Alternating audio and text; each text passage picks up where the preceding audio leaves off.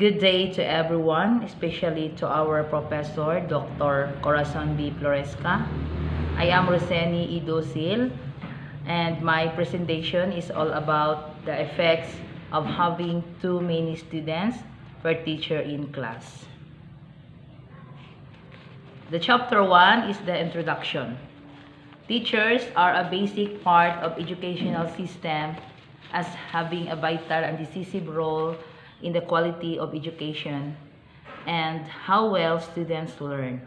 There might be seen a general public opinion that relates the level of a student's learning to how much they study and do their homework. Nevertheless, students' success can be affected by many factors. Effectiveness of teachers in teaching their classes is a very important one of these factors that considered as the most important school-related factor in increasing students' performance and success. Miles 2011. Therefore, it is worthwhile to examine the factors that impact teachers' quality or teacher effectiveness and how such factors affect students' academic achievement eventually.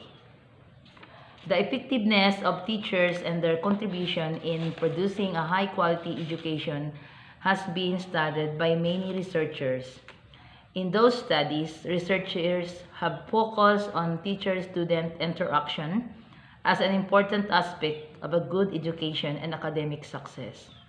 The interaction between teachers and students is generally believed to be affected by characteristics of teachers and students. However, there are some other aspects that affect this interaction, like the number of students per teacher in a school.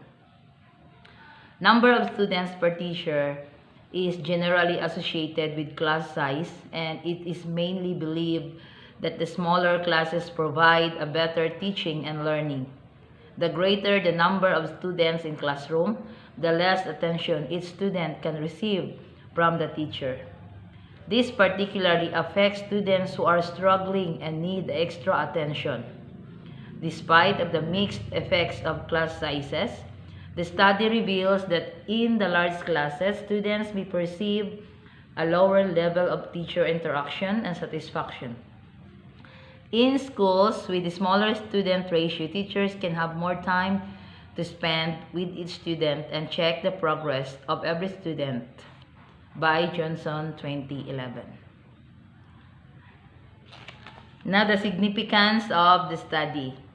The findings of the study would be beneficial to the school administrators, teachers, students, and future researchers.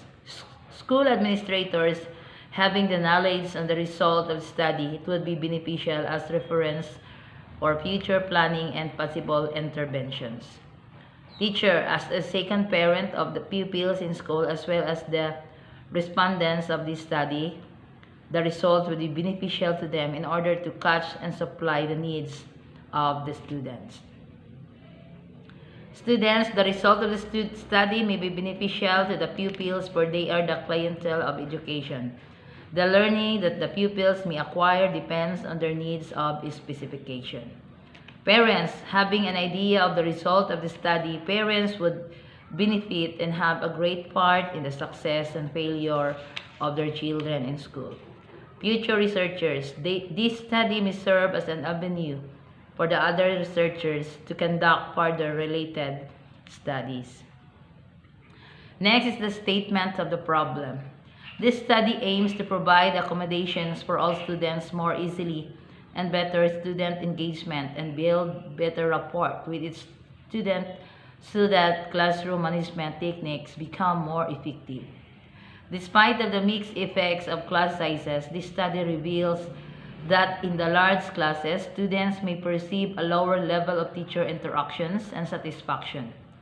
It raises critical concern as teacher interaction was found as the most influential driver for all subjective educational outcomes. Specifically, this study saw answer to the following questions. What are the possible things to be considered in this matter about large class size? How can the problem of large class size be managed or minimized in class? Next is the definition of terms. The conceptual and operational definitions are given for clarity and leveling of terms that are used all throughout this study. Hence, the following terms are highlighted for convenience. Large class size. Large classes are typically considered those held in large lecture halls and often hold 75 or more students. Teacher, a person employed in an official capacity for the purpose of guiding the learning experience of pupils or students in an instruction, whether public or private. Teaching can be defined as an interaction between the teacher and the taught as far as it is related to imparting of the knowledge to the students to cover almost every aspect of education which the students are expected to learn from a teacher. Next is the review of related literature. Overcrowded or large class are now commonplaces in most educational institutions, especially those in the developing world. There are many challenges that teachers in school face when teaching. Large class size, particularly in developing countries, according to Binbaum, Mizraki, Oliver, and Said. Moshero 2007, the growth of large classes in the developing world is as a result of global initiatives for universal education and rapid population growth that the need to expand the access of higher education through increasing funding. Ogbanda 2010, page 318, noted that one of the major critical issues facing public universities in Nigeria is underfunding. He opined that adequate funding of public universities is required for sustainable development. As such, the much needed development will be fast-tracked and sustained. It must be stressed that even though money cannot correct all ills of public universities, the lack of adequate funding leads to inadequate learning conditions and lack of instructional materials. A study carried out in the Ghana by Amua Sike, 2010, page 144, observed that lack of funding was perceived to impinge well beyond the classroom to the workplace and ultimately to the state of the economy as expressed by some respondents. Her respondents indicated that if we have teaching and learning resources such as slides, flowchart of life on screen, students can make contribution even as the topic is discussed. She further found that the lack of large classroom space was another problem that her respondent complained about. Another review-related literature. This is born out of the fact that lecturers observe that at level of 100 and 200 class size are usually large students and not really involved in teaching and learning.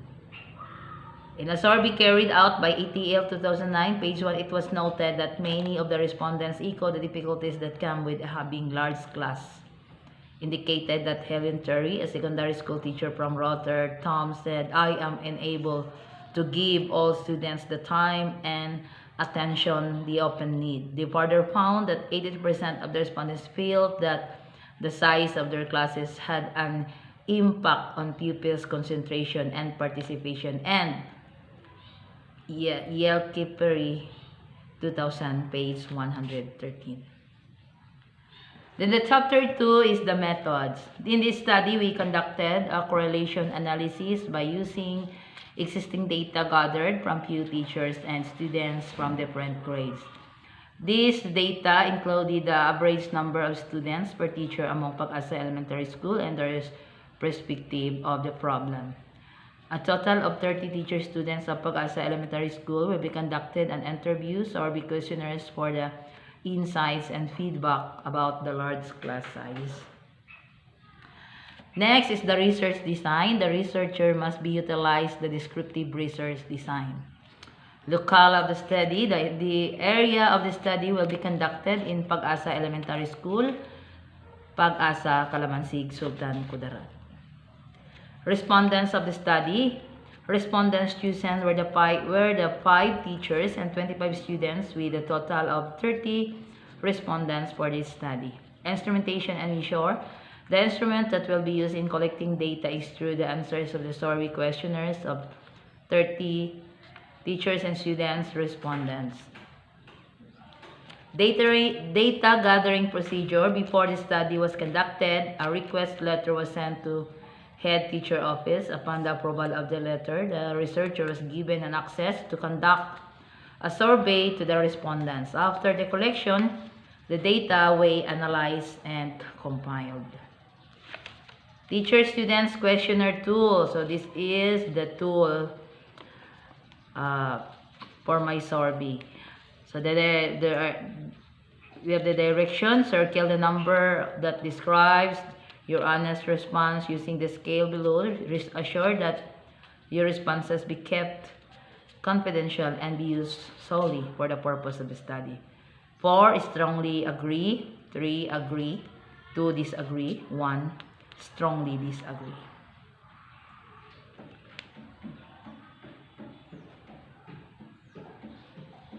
So the chapter 3 is the references. Amoa Seki, 2010, Teaching in Universities in Ghana, The Tensions and Dilemmas. Ghana Journal of Education Teaching, 9, 141 to 149. Achilles, CA, and Finn, JD, 1999, should class size be the cornerstone for educational policy? And MC Wang and JD Finn is how small classes teachers do their best. Philadelphia Temple University Center for Research and Human Development. Anderson LW, 2000, why should reduce class size lead to increase student achievement?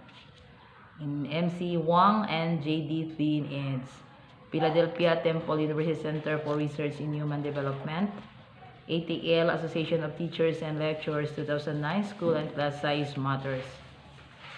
Pines, ATL Survey Annual Conference Press Release, April 9, 2009. And Liverpool, retrieved from http://www.atl.org.uk. That's all. Thank you for watching and God bless us all.